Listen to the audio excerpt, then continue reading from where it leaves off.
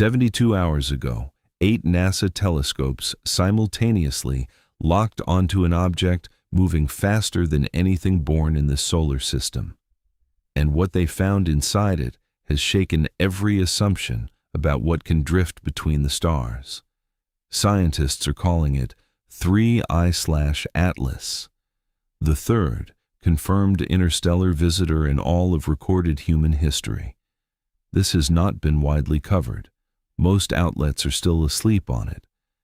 And by the end of this video, you will understand exactly why the researchers tracking it right now are not sleeping at all. To understand what is really happening here, you need to know one thing.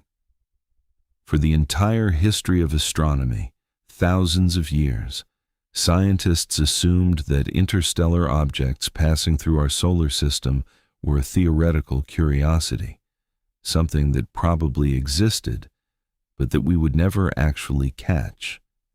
That assumption broke for the first time in October 2017, when a telescope in Hawaii spotted a tumbling reddish sliver of rock called Oumuamua, the first interstellar object ever confirmed. It was already leaving when we found it. We never got a good look.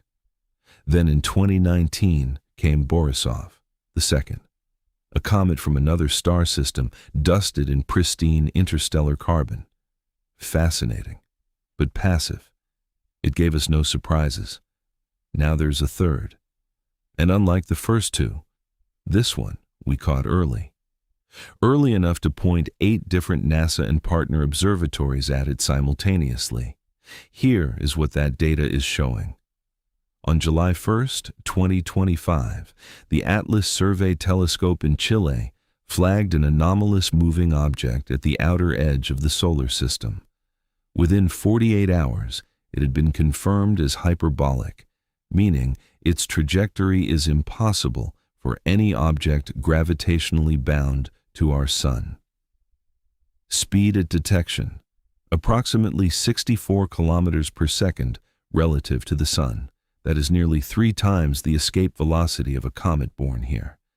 Nothing natural to the solar system moves like that.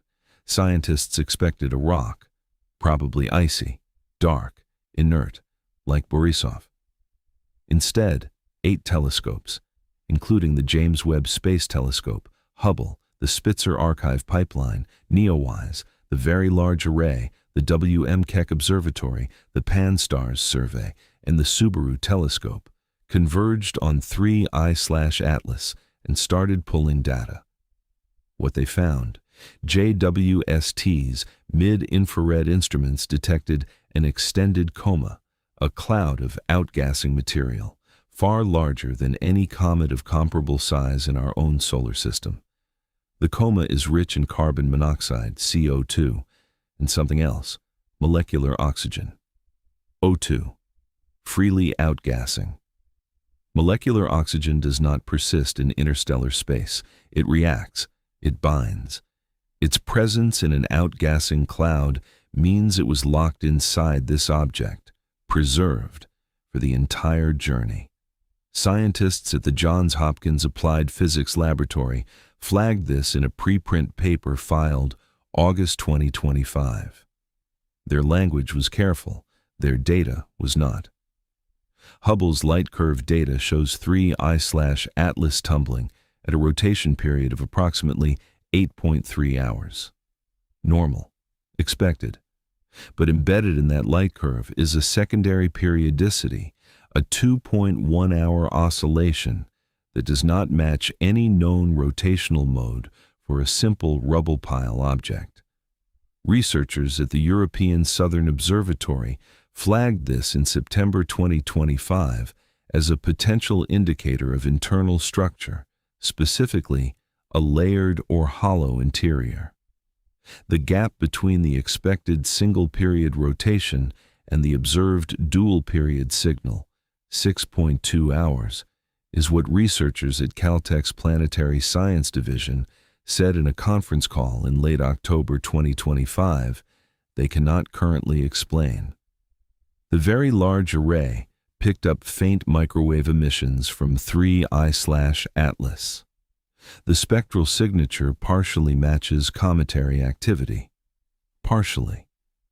The residual, the part that does not match, corresponds to a chemical fingerprint that has been observed exactly once before in our galaxy, in the atmosphere of a rocky exoplanet catalogued by JWST in the TRAPPIST-1 system in 2024.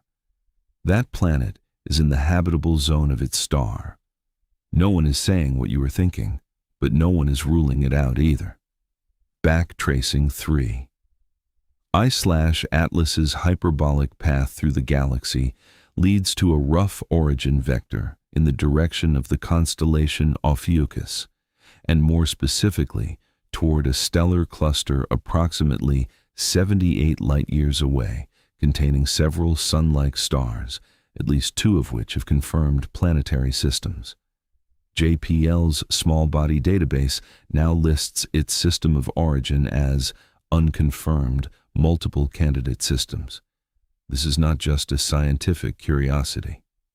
3. I/Atlas reached its closest approach to the Sun, perihelion, in late November 2025. It is now accelerating away. It will cross the orbit of Neptune by mid-2026 and leave the solar system permanently within roughly 18 months from today. Once it is gone, forever. No probe in existence can catch it. A proposed rapid response mission concept, informally called Project Interloper, was presented to NASA's Planetary Science Division in October 2025 by a team led by Dr. Daryl Seligman at Cornell University. The paper argues that a solar sail-assisted probe launched within a narrow window could theoretically intercept 3 I/Atlas before it crosses the heliopause. But that window is measured in months, not years. As of this recording, no mission has been approved. No launch vehicle has been assigned. The clock is already running. Here is the direct consequence that is not making the news. The molecular oxygen outgassing from 3 I/Atlas, if confirmed at scale by further JWST observations, will fundamentally change how astrobiologists calculate the probability of life in the galaxy. That calculation directly drives funding for every space telescope, every planetary defense program, and every satellite-based Earth observation system built for the next 30 years. If the probability of biology in interstellar objects goes up, even slightly, the political will to fund near-Earth object detection networks, deep space observatories, and interplanetary communication infrastructure follows. Those systems protect power grids. Those systems warn us about solar weather. Those systems keep GPS satellites calibrated. This is not abstract. The data coming off 3 I/Atlas in the next 90 days will shape budget decisions that land in your life. Dr. Seligman, in his October 2025 paper, wrote that the discovery of 3 I/Atlas represents, and this is a paraphrase of his conclusion, the first moment in history where humanity has had enough warning to make a choice about whether to reach back. So far, we have not reached.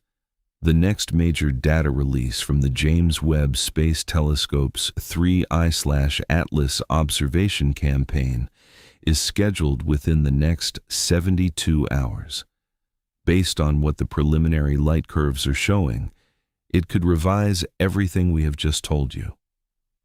In the follow-up video, we will cover the full JWST spectral analysis, the updated trajectory modeling from JPL, and whether the Project Interloper mission concept has moved from paper to proposal. Hit subscribe, turn on notifications,